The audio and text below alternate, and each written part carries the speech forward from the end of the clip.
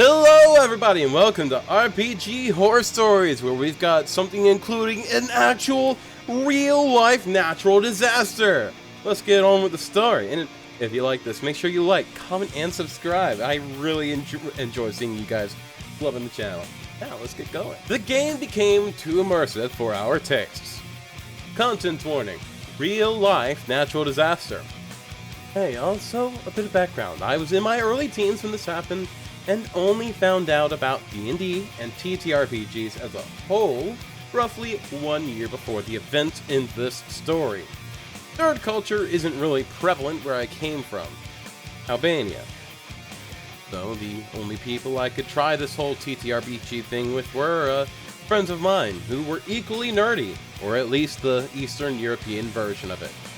But this was a plus for me, because that would mean they would at the very least understand how dice work, and how it is essentially a real-life version of RPGs. With that in mind, let's jump to September 21st, 2019. It was my friend's birthday, and due to this sudden interest in Dungeons & Dragons, he decided to order the D&D starter set a few weeks prior, to sort of get it as a birthday present. It included the basic rules, the Lost Mines of Phandelver adventure, one of each die, and a few character sheets. It wasn't much, but at the time, we were glad that we even had the appropriate dice. For his birthday, we all gathered up at his house on the 9th floor to play. I was chosen to be the Dungeon Master, because I was the one that had the most knowledge of the game. I decided to spice things up a little. Before this, we played semi-occasionally on Discord, and I'd already run Lost Mines of Phandelver. And the players thought of it as too basic and beginner level, despite the fact that they were beginners. So, I decided to homebrew a campaign. The only thing we used from the starter set were the dice. We made our character sheets on D&D Beyond because, at this point, we didn't know how to make characters manually. One of the players noticed in the items section that there was a laser pistol and added it to his character. Called his character Roger Moore, and stated that he would speak with a Moore impression in character. Me, being too happy to play Dungeons & Dragons in real life, just allowed it, and decided to turn the campaign into a near future sci-fi setting, with the characters being spies hired by the government. As we started the campaign, the characters find a few spies, reskinned cultists, that were escorting a truck. Inside the truck, I started describing a weird machine that started humming. It was supposed to be a time machine, but I can't remember what the hell I planned for the campaign to turn into. Maybe a far future sci-fi with characters that are from the past? We may never know. As I begin describing the humming and rumbling of this machine, we felt a slight rumble at Birthday Boy's house. Stunned, I stopped describing the scene. But a few moments later, start making a joke about how that rumbling was, in fact, the time machine. But unfortunately, I was cut off mid-joke by what would begin to be one of the strongest earthquakes in Albanian history. Walls began to vibrate, glass frames fell out of shelves, and in a panic, we and the Birthday Boys family all huddled near a doorway to protect ourselves from this tectonic onslaught, which felt like a bad dream at the moment due to the shock. After it seemed to calm down, we ran down the stairs to go outside, to sort of recollect ourselves and process what was happening. We decided to hold off on Dungeons & Dragons for now. Nowadays, I've become a better DM. But unfortunately, the Earth doesn't help with my descriptions anymore. Bro, you need to teach me what the fuck you did. I don't know what you did, but Mother Gaia herself decided to come down and bless your storytelling. You need to tell me what cheat codes you put in. Seriously, I need to know the cheat codes. In all seriousness, this is a tragedy, and it's not something to be spoken about lightly. Uh, this earthquake is one of the strongest earthquakes in Albanian history. It was very recent. It is fresh in the minds of the citizenry. So, if you're going to talk about this on the internet, and you're not this person, do be kind. Alright? Problem player can't separate in-game relationships from real life. So, this happened quite recently, and I figured I'd share my own horror story. I am part of a 5th edition homebrew campaign I play with my wife. There are 5 of us, not including the Dungeon Master, but the only 2 characters relevant to this are my darling wife, who plays an elven wizard, and the problem player, Mark, from here on out, who plays a tiefling bard.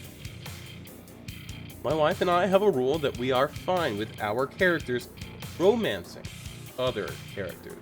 We don't want to be the couple who only RP romance with one another.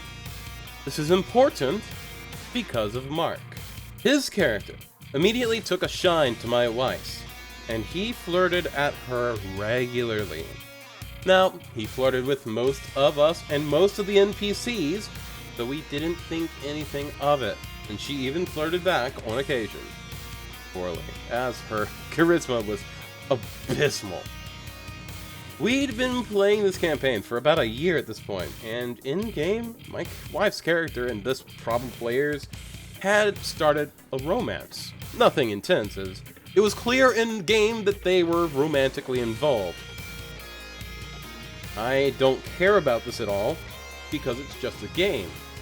Unfortunately, Mark didn't see this way. My wife and I acted like a normal couple when we played and went to these games. We were engaged and newly married for most of the campaign, and it was time that we enjoyed. We weren't massive on the public displays of affection, but we would hold hands, sit next to one another. She rested her head on my shoulder and stuff like that. Well, one day, Mark pulled me aside and told me I needed to back off from my wife. I was confused and said, "What do you mean back off? She's my wife, and she instigated most of the physical contact." I apologized if he was uncomfortable, and we'd be more discreet. He then explained that no, it wasn't that he got uncomfortable seeing public affection, it's just that in here, she wasn't my wife. She was his character's lover. I just looked at him like he had 2 heads. I won't repeat exactly what I said, but I ripped him a new one, and immediately told the DM and my wife what he'd said. My wife was furious, and said it was ridiculous to think that she cared more about an in-game relationship over her actual, real-life husband. The Game Master wrapped up the session afterwards. My wife made it clear she was not willing to play with Mark anymore, and I agreed.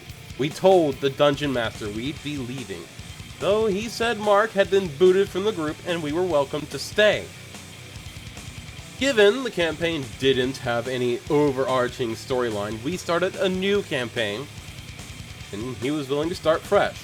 So, we stayed with the group and started a new campaign. We still enjoy our D&D nights, though they are less common now and have since revised our rules. In-game romances are fine, but only with sane players. OP, So there's like a bunch of like bad stuff in the story, right? Like there's a bunch of like horrific stuff in the story that happened, as short as it is. But the best thing, this is something that I am really amazed with, because you should be an example to a lot of people. You just took it on the chin. You took it in stride. Took care of the situation, and now you're done with it. That's an amazing thing to pull off. Because a lot of people would have, like a lot of groups actually, would have absolutely imploded over this. And That's it's very amazing that you've been able to just boot the problem player out of the group. Because a lot of DMs will actually side with that problem player, unfortunate as it is. So you're an inspiration for a lot of people, and I hope that they see you as such. Now, that's all we have for today. Much love, stay sexy, and I hope to see you guys tomorrow.